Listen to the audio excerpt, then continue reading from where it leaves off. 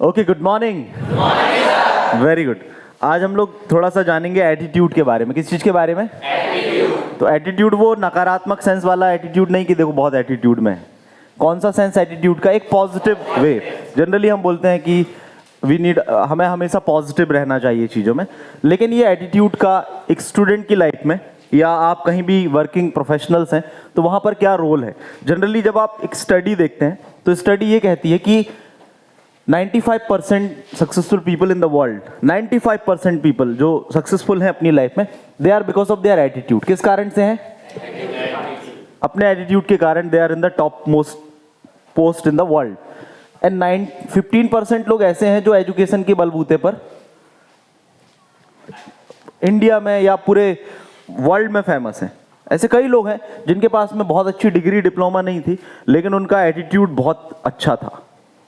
कई ऐसे एग्जाम्पल हैं, जैसे कि हम बात करें अंबानी ग्रुप के धीरू भाई अंबानी की बात करें तो धीरू भाई अंबानी के पास में कोई बहुत बड़ी डिग्री थी क्या? आज कितना रिलायंस और इंडस्ट्री और हर फील्ड में आज है कि नहीं? लेकिन क्या चीज़ था उनके पास में? फिर उसके बाद में हम थॉमस अल्वा एडिसन की बात करें और भी कई ऐसे लोग हैं, बिल गेट्स की बात करें, तो इनके पास में ऐसी क्या चीज़ थी कि they are the successful person in the world. But इसका मतलब ये नहीं है कि धीरू भाई अंबानी सक्सेसफुल हुए अपने एटीट्यूड के कारण तो अपने बच्चों को पढ़ाए ना। नहीं, एटीट्यूड इज़ वेरी इंपॉर्टेंट। हाँ, यदि पढ़ रहे हैं तो वो तो अच्छी बात है, लेकिन एक एटीट्यूड हमारा अच्छा, एटीट्यूड को जनरली हम हिंदी में नज़रिया बोलते हैं और दृष्टिकोण कहा जाता है। तो ये एटीट्यूड बनता कैसे है? अब इसमें पर्सनैलिटी वाइज भी बात करें तो दो तरीके की पर्सनैलिटी होती है। एक होता है एक्सट्रोवर्ट, क्या?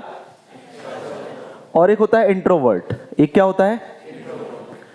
यदि हम नॉर्मल तौर पर बोले तो इंट्रोवर्ट एक्सट्रोवर्ट अपने आप में एक पर्सनैलिटी का पार्ट है, लेकिन जनरली हम बात करें हम लोग और आप लोग हम कैसे होते हैं? हम इंट्रोवर्ट इन नेचर होते हैं। Introvert in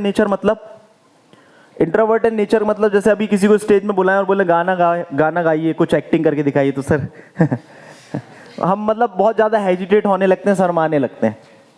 that is the attitude of introvert personality. वो एक इंट्रोवर्ट नेचर हमारा होता है, ठीक? तो हम लोग बहुत ज़्यादा इंट्रोवर्ट इन नेचर होते हैं।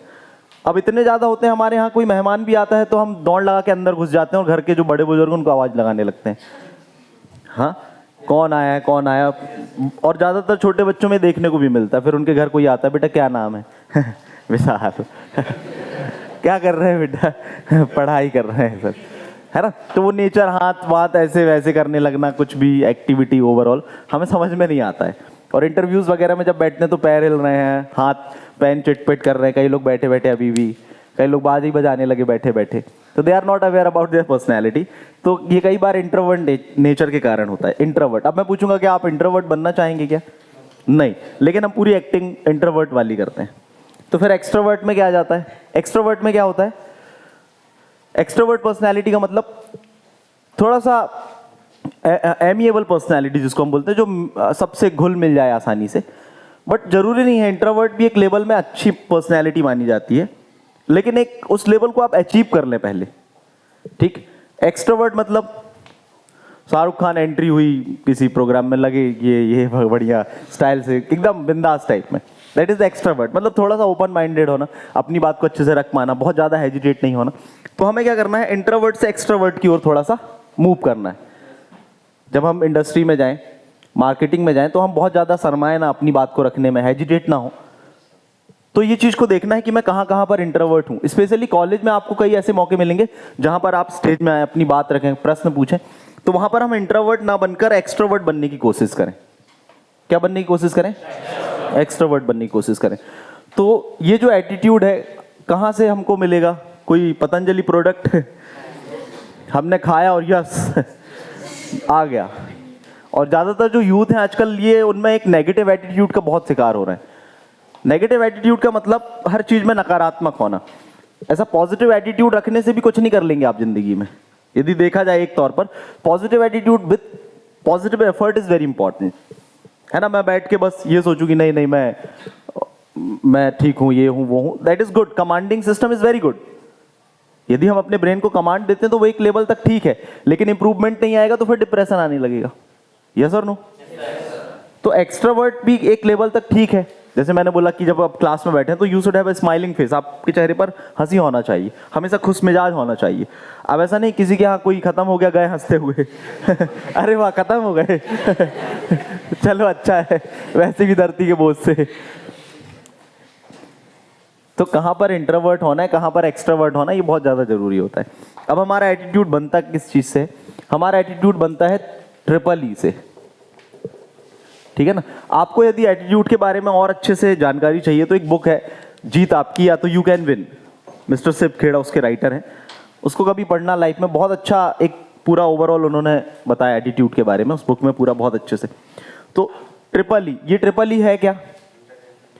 एंटरटेनमेंट नहीं, it is all about enlightenment, है ना।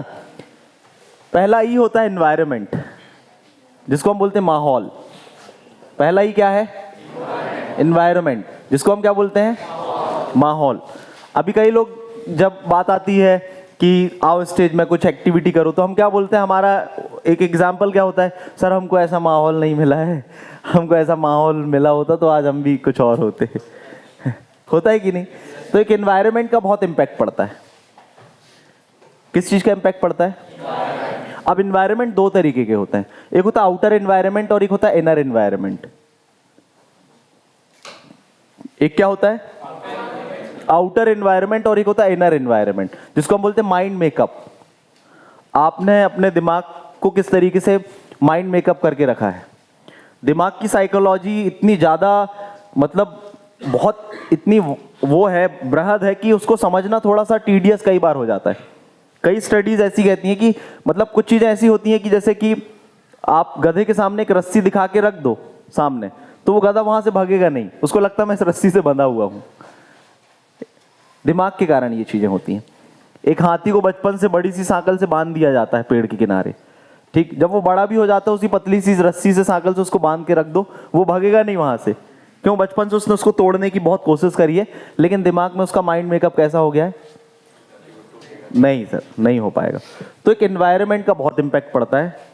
तो आप लोग जैसे भी एनवायरनमेंट से अब आए हुए हो, अब हमको कैसा एनवायरनमेंट क्रिएट करना है अपनी पर्सनैलिटी को लेके, अपने फ्रेंड सर्कल को लेकर, ये चीज का ध्यान रखना है आपको, ठीक। तो class A environment, class B environment, class C environment, उसके बेसिस पे हमको एक क्लास मिल जाती है कि हाँ ये ए क्लास का बच्चा, ये बी क्लास का, ये सी क्लास, थर्ड क्लास जिसको हम बोलते हैं। तो एनवायरनमेंट के ऊपर आप वर्क कैसे कर सकते हैं? अब जो एनवायरनमेंट है, माहौल है, उसको सुधारा कैसे जा सकता है? खुद में कैसे लाएंगे चेंजेस? तो जिन लोगों से हम कनेक्टेड हैं, हमारा फ्रेंड सर्कल कैसा है, हम कैसे प्रोग्राम्स को सुनते हैं, वो हमारे दिमाग के एनवायरनमेंट को बनाता है। आप आउटर एनवायरनमेंट को जरूरी नहीं है कि आप बदल सकते हैं, आप आउटर एनवायरनमेंट को चेंज नहीं कर सकते हैं। यदि आपके आसपास का माहौल गड़बड़ है तो वो गड़बड़ उसका पार्ट ऑफ पर्सनैलिटी किसी की है तो वो नहीं बदल सकता है, लेकिन आप अपने माइंड का मेकअप अपनी ग्रोथ के अकॉर्डिंग करके रखें तो वो आपको ज़्यादा मदद करेगा। तो पहला ई क्या है? एनवायरनमेंट। और दूसरा ई क्या है जो आपके एटीट्यूड का वो करता है? That is education. वो क्या है? एजुकेशन। एजुकेशन मतलब आप किस तरीके के एजुकेशन को ले रहे हैं, ठीक। अब वो डिग्री से भी रिलेटेड हो सकता है, शिक्षा का जिसको हम बोले, शिक्षा कैसी ले रहे हैं आप, ठीक। मान के चलो हमारे मेंटल गुरु यदि दलाई लामा होते तो मेंटली जो हमको पढ़ा रहे हैं, हाँ, हमारे फाइनेंशियल गुरु जो हैं वारेन बफेट और बिल गेट्स जैसे लोग होते तो जो हमको एजुकेशन दे रहे हैं, हाँ, कहना क्या सर अब हम यहाँ पढ़ रहे हैं आप जैसे टीचर विशाल सर तो मेरा वैसे ही माइंड मेकअप बनेगा ना हाँ। तो हम किस तरीके के एजुकेशन को ले रहे हैं वो भी हमारे एटीट्यूड को बताता है कि एजुकेशन हमारा क्या है ना। आप जैसे देखते हैं आईएएस, आईपीएस या एक अपर लेवल के जो व्यक्ति होते हैं, जिन्होंने अपनी लाइफ में एक अच्छी पोस्ट या बड़े अचीवमेंट हासिल की है, जिन्होंने एक अच्छा एजुकेशन किया है, आप देखते हैं उनकी लाइफस्टाइल, उनकी पर्सनैलिटी, उनका एटीट्यूड एक अलग लेवल में होता है कि नहीं? यस और नो? तो एक एजुकेशन भी जो है हमारे एटीट्यूड को बनाने में बहुत बड़ा रोल प्ले करता है। आप एजुकेटेड रहेंगे तो आप कॉन्फिडेंस आप में रहेगा, आप एजुकेटेड नहीं रहेंगे तो आप में कॉन्फिडेंस हो सकता है हो, ठीक है ना। लेकिन अच्छा होता है एजुकेशन में, आप किस तरीके से चीज़ों को समझ रहे हैं, सीख रहे हैं, ये बहुत इंपॉर्टेंट होता है। और एजुकेशन जरूरी नहीं आपकी क्लास बस में लें, आपको कोई भी लाइफ का कोई भी चीज़ आपको एजुकेट कर सकती है, पढ़ा सकती है। और तीसरा ई क्या है? एक्सपीरियंस, अनुभव। तीसरा ई क्या है एटीट्यूड का, जो हमारा एटीट्यूड बनाता है? अनुभव। ठीक है, हमने बोला कि हंसना चाहिए, तो सर आपको क्या पता, आप हमारी जिंदगी का अनुभव नहीं जानते हैं। हाँ, पूरी पृथ्वी को आप ही तो रखें सिर में।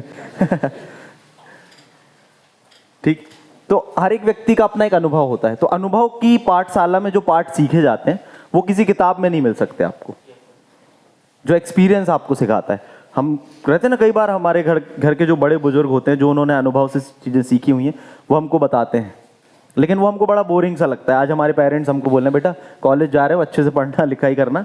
हाँ हाँ ठीक है, ज्ञान मत दो हमको, ज़्यादा मत बताओ, हमें समझदार हैं। तो एक्सपीरियंस हमेशा बहुत बड़ा रोल प्ले करता है, ठीक है ना। तो जैसे इसको एक्सपीरियंस कैसे हमको बचा सकता है और कैसे, अब अच्छा अनुभव हमको कैसे मिलेगा, हम तो उतना जिए नहीं ना। तो जब आप कोई किताब पढ़ते हो, किसी व्यक्ति को सुनते हो जिसने अच्छी स्टडी करी हुई है, तो आप उसके अनुभव की क्लास को सीख रहे हैं, जो उसने अनुभव में सीखा हुआ है, ठीक है ना। और ये चीज़ें आप जब लेकर आगे आने वाले समय में जब आप मार्केट में उतरोगे स्टडी करने के बाद में, तो आपको बहुत काम आएगा। आपका एक एटीट्यूड ऐसा रहेगा जिसमें आप में क्षमता अच्छी है, काम करने की कैपेबिलिटी है, आप एक एक्सट्रोवर्ट इन नेचर हैं। आ रहा समझ में? ज़्यादातर लोग कंपनी में जब हायर्ड होते हैं, उनको हायर किया जाता है, तो they are hired because of their talent. वो अपने टैलेंट के कारण उनको हायर किया जाता है। और ज़्यादातर लोग जब फायर्ड किए जाते हैं कंपनी से, तो they are because of their behaviour. आ रहे समझ में? ज़्यादातर लोगों को कंपनी से निकाला जाता है उनके व्यवहार के कारण, और इनसाइड लिया जाता है उनके टैलेंट के कारण। इसमें हमारे एटीट्यूड का बहुत बड़ा रोल है। किस चीज़ का बहुत बड़ा रोल है? अब इसमें कई सारी चीज़ें आ जाती हैं एटीट्यूड में, बहुत सारी चीज़ें आ जाती हैं, इतना सारा कुछ है कि ये 1 क्लास 2 क्लास तो बहुत कम है पढ़ने के लिए। इन सब में एक एक स्टोरीज हम समझ सकते हैं। जैसे चलो एक स्टोरी हम एक्सपीरियंस से समझते हैं कि एक्सपीरियंस किस तरीके से आपको बचाता है या चीज़ें करता है। एक बार क्या होता है कि एक डॉग होता है, वो काफ़ी ओल्ड होता है, मतलब बड़ा होता है, बूढ़ा टाइप का हो जाता है। तो वो एक व्यक्ति उसको ले जाता रहता है अपने साथ में। इतने में क्या होता है, उसको खरगोश दिखता है, तो वो खरगोश के पीछे क्या करेगा, दौड़ लगा देता है। अब वो दौड़ लगा देता है खरगोश को पकड़ने के लिए खरगोश जंगल में भाग जाता है। अब जैसे ही खरगोश जंगल में भागता है, तो वो उसके पीछे दौड़ता रहता है। अब अचानक से क्या होता है, अब जंगल में वो रास्ता ही भूल जाता है कि कहाँ से भागना है। जंगल में वो रास्ता भूल जाता है। अब जाते जाते उसको अचानक से क्या होता है, शेर आ जाता है सामने से, एकदम यंग शेर। अब उस कुत्ते की हालत क्या होगी? अब कुत्ता जैसे ही देखता है शेर को, तो वो सोचता भागे यहाँ से। अब मान के चलो वो बूढ़ा कुत्ता क्या शेर से तेज भाग पाएगा? लेकिन फिर भी वो ऐसा एटीट्यूड दिखाता है कि मैंने उस शेर को देखा ही नहीं, और यहाँ वहाँ भागने लगता है वो।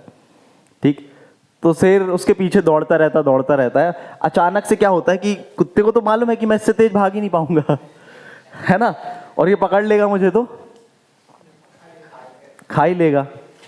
ठीक, तो अब अचानक से क्या होता है कि वो दौड़ते दौड़ते रुक जाता है, और वहां पर हड्डियां पड़ी रहती हैं। दौड़ते दौड़ते रुक जाता है और वहां पर हड्डियां पड़ी हुई रहती हैं।